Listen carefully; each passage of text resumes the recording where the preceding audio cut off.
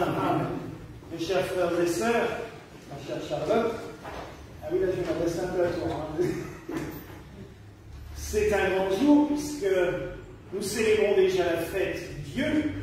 Alors j'aime bien ce terme, même si souvent il laisse songeur, on se dit, mais n'est-ce pas la fête de Dieu toute l'année? Ne le célèbre-t-on pas toute l'année? Logiquement, nous devrions le faire. Et si nous célébrons aujourd'hui tout particulièrement cette fête, c'est parce que c'est aussi, et c'est son vrai nom, la solennité de la fête du corps et du sang du Christ. En effet, vous savez que le Christ a institué la célébration de la messe avec le pain et le vin lors du jeudi saint, la veille de sa mort. C'est une des plus belles choses et des plus admirables choses qu'il ait créées. Malheureusement, cela tombe dans une semaine tellement chargée en émotions et chargée aussi en rites particuliers, que le jeudi saint, on est déjà dans la pensée de la passion du Christ et de sa mort sur la croix, et que du coup on ne peut pas donner la solennité nécessaire à cet anniversaire. Et cela a tellement, j'allais dire, perturbé notre Seigneur, et il s'est dit, sans aucun doute, à un moment donné, cela ne va pas. Il ne faut pas oublier l'importance de cette fête et de ce moment, et c'est pour cela qu'il avait, au XIIIe siècle, qu'il est apparu à une religieuse de Liège, Julienne de Montcornillon, pour lui dire « Mais fais célébrer une fête le jeudi qui suit la fête de la Trinité. » Alors, à l'époque, tout le monde l'a regardé bizarrement, et vous allez me dire « Mais si c'est jeudi, pourquoi est-ce qu'on fait ça un dimanche ?» Parce qu'on est en France et qu'à un moment donné, on nous a un peu limité sur les jours fériés religieux, et que du coup, on en a supprimé quelques-uns au moment de la Révolution, dont le jeudi de la fête de Dieu, et c'est pour cela que c'est reporté au dimanche. Mais nos amis allemands ont célébré jeudi la fête de Dieu, c'était férié chez eux, ils ont fait les processions, ils avaient meilleur temps que nous aujourd'hui, donc ils ont pu faire la procession. Julienne, sur le coup, n'a pas forcément été bien reçue, ni par son confesseur, ni par les quelques évêques qui tournaient autour, parce qu'ils se sont dit, si à chaque fait extatique qui apparaît on fait une nouvelle fête, on va plus s'en sortir. Mais c'est comme ça aussi que l'Église s'est dotée de temps et temps de fêtes depuis des siècles, et que la semaine prochaine, notamment, nous célébrons le Sacré-Cœur de Jésus aussi. Mais, à un moment donné, elle a quand même trouvé un écho auprès de l'archidiacre de Liège, qui s'est senti un petit peu ému par cela, et il s'est dit, bon, pourquoi pas. Et c'est un 6 juin, donc ça tombe bien aujourd'hui, qu'il a fait la première célébration de la fête de Dieu, c'est-à-dire qu'il a célébré la messe, et à la fin de la messe, ils ont pris le Saint-Sacrement et ils ont fait une procession dans les rues. Alors le Saint-Sacrement n'était pas exposé à l'époque dans un soleil comme nous le connaissons maintenant à l'ostensoir, comme je l'exposerai tout à l'heure, mais dans une espèce de monstrance, une espèce de tour en métal doré, on mettait l'hostie au milieu. Alors on la voyait, mais ce n'était pas aussi, j'allais dire, radiant que le soleil que l'on connaît maintenant. Mais on en est resté là. Liège célébrait tous les ans la fête de Dieu, voilà. Mais le Seigneur ne dit jamais, quand il a décidé quelque chose, il va au bout. C'est que quelques années après, cet archidiacre qui avait accepté de célébrer la fête de Dieu a été élu pape. Ah, c'est bien, c'est déjà mieux. Et en plus, il arrive sur le trône. Alors, il n'est pas à Rome à l'époque, parce que Rome était occupée, donc il s'est installé à côté, pas loin de Rome, à Oviedo. Et là, il pense à plein de choses et il oublie un petit peu cette fête de Dieu. On pense à autre chose. Ah, mais on va le rappeler à l'ordre. Un matin, un prêtre va dans l'église d'Oviedo pour célébrer la messe. Et comme ça arrive à presque tous les prêtres, ce prêtre-là était en pleine période de doute. Il ne croyait plus. C'est embêtant quand c'est son boulot. Il n'y croyait plus. Et pendant la consécration, au moment d'élever l'hostie en demandant à Dieu de venir et en disant ceci est mon corps, il se dit, est-ce que c'est vrai tout ça? Est-ce que je ne fais pas des conneries depuis des années? Et au moment de rompre l'hostie, donc à la fin de la consécration, consécration, il coupe l'hostie en deux. Du sang se met à couler, et cette hostie se transforme en morceaux de chair. Et là, il est complètement perturbé. Il fait appeler les responsables autour qui viennent. Le pape, comme il n'était pas loin, vient. Et en voyant ce miracle, il se dit, mais oui, j'ai oublié quelque chose. Il reconnaît le miracle aussitôt et il ordonne que la fête de Dieu soit célébrée dans toute la chrétienté. Que toutes les églises chrétiennes célèbrent la fête de Dieu. C'est à partir de ce moment-là qu'on a fêté cette fête d'aujourd'hui. Alors en Alsace, dans le temps, on voyait dans les villages, tous les villages rivalisaient pour faire des jolies processions, avec des beaux hôtels dans les rues. S'il avait fait bon, on aurait fait l'hôtel dehors. Mais nous, on n'a pas à se plaindre. Je plains surtout Gaïs Polsen qui aurait pu organiser sa procession et avec ce temps. Mais c'était un travail énorme. Les familles se regrouper pour faire les hôtels ensemble. C'était un travail sur des semaines parce qu'on prévoyait, on s'arrangeait. Je me souviens même dans mon village quand j'étais enfant, à Gaïs-Polsen justement, on s'arrangeait, on ne tondait pas le gazon avant le samedi pour être sûr d'avoir de la pelouse pour pouvoir mettre sur les tapis de fleurs. On ramassait tous les pétales, on les conservait au frigo pendant une semaine pour qu'ils soient frais le jour de la procession pour que les enfants puissent en jeter. Charlotte, on a déjà jeté les pétales pour la procession au début quand elle venait là pour la messe. C'est tout simplement rendre hommage à celui, j'allais dire, qui nous rassemble. Et le Seigneur se donne à nous. Il n'y a pas d'autre Dieu au monde qui ait fait ça. Un Dieu qui s'offre. Il ne vient pas pour demander quoi que ce soit à part qu'on l'aime. Il vient juste pour se donner à nous.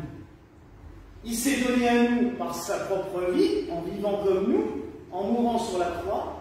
Il se donne à nous dans les sacrements. Nous avons tous reçu les sacrements. Il s'est donné à nous. Il se donne à nous sur l'autel, dans l'Eucharistie, quand nous célébrons la messe. Et je vous rappellerai cette chose magnifique que disait le Père Alexandre, un vieux prêtre qui m'avait formé au début, quand je suis rentré dans l'église gallicane. Et quand il célébrait la messe, au moment de la consécration, il pleurait. Il avait 85 ans. Il pleurait. Et après la messe, je lui ai dit, mais pourquoi tu pleures comme ça? Il dit, mais Raphaël, on m'a interdit de célébrer la messe pendant plus de 60 ans. Ah oui, il était prêtre romain et un jour, il a rencontré l'amour. Et dans les années 50, rencontrer l'amour chez pour un curé, c'était coup de pied aux fesses. Un arrêté qui était lu dans toutes les églises, comme quoi ce prêtre-là était maudit, banni, excommunié, dehors. Alors je lui ai dit, mais tu avais le droit de continuer, au moins pour toi. Il dit, mais on te mettait tellement dans le crâne que tu étais un mauvais, que tu n'osais pas. Et il m'a dit, pendant 60 ans, je n'ai pas osé. Et un jour, il est passé dans la rue à Bordeaux, et il y a quelqu'un qui lui dit, vous savez où est l'église gallicane? Il dit, c'est quoi ça? Alors la dame, elle lui dit, bah, c'est l'église, il y a les curés, ils sont mariés. Il a regardé, il me suivait, il a dit, j'ai pris pour une folle, je vais continuer mon chemin.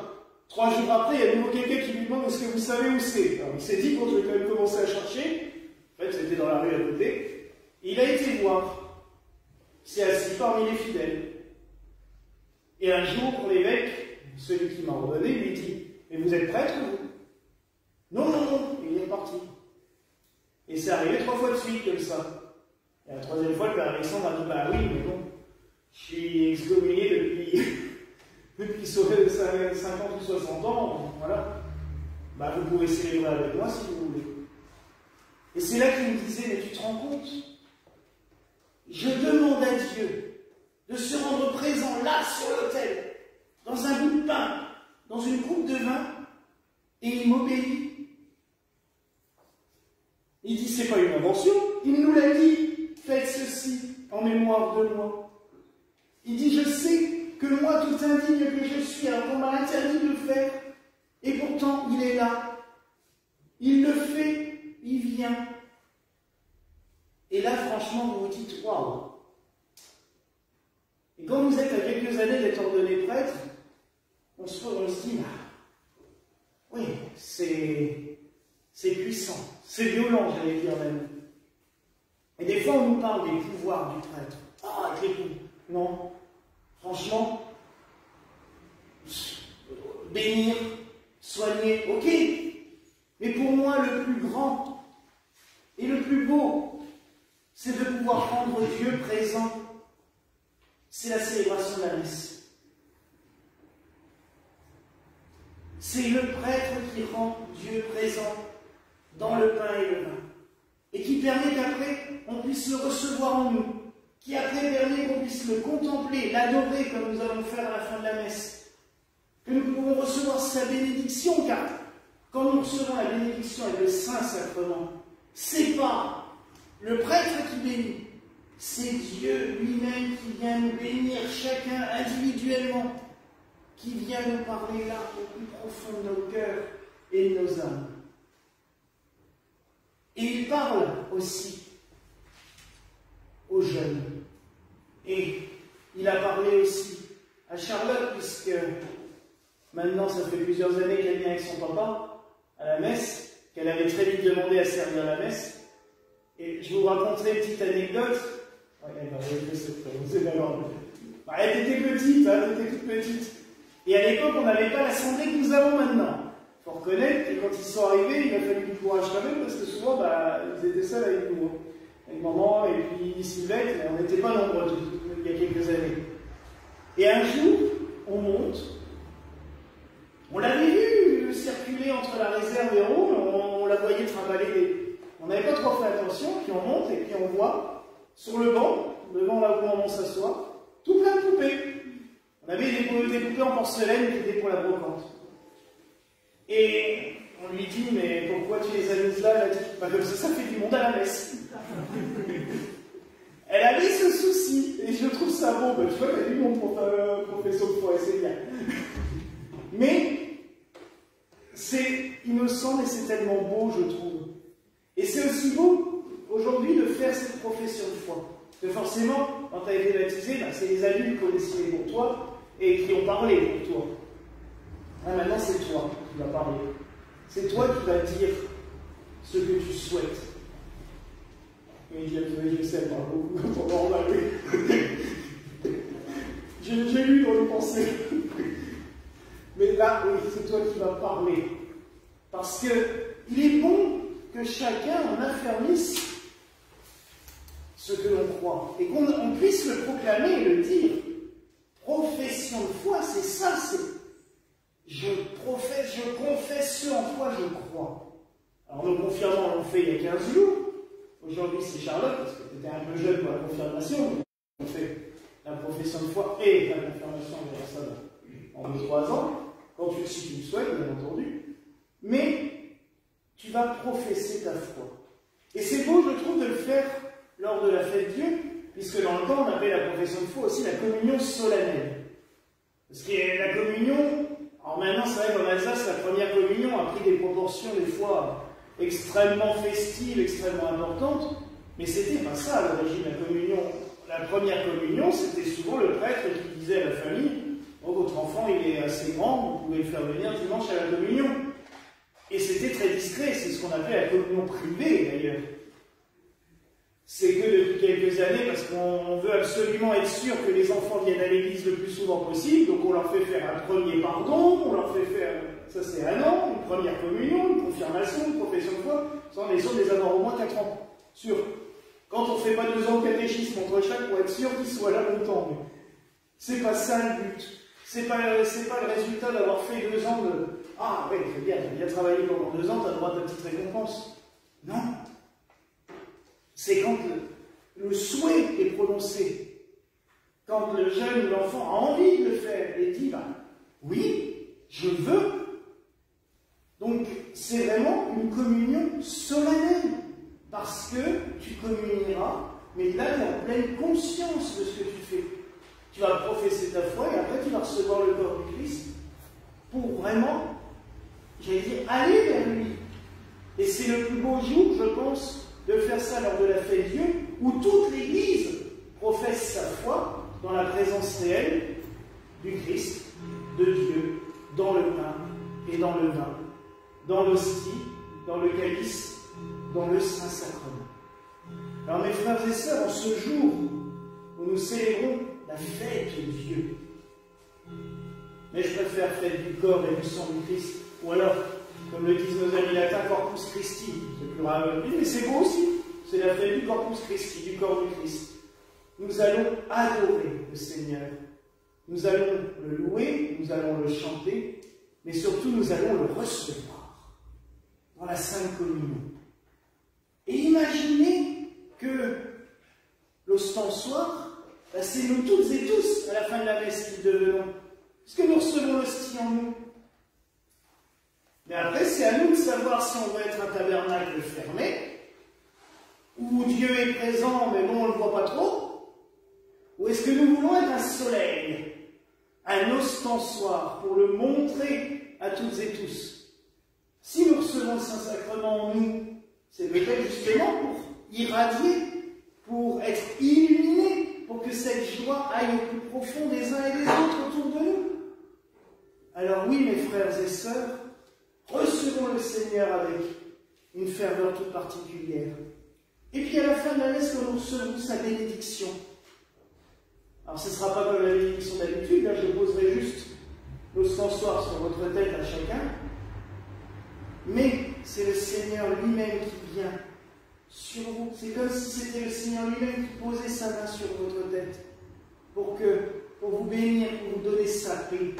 Vous voyez, comme quand il va voir les disciples et qu'il dit la paix soit avec vous. Et là, c'est ce que le Seigneur fait.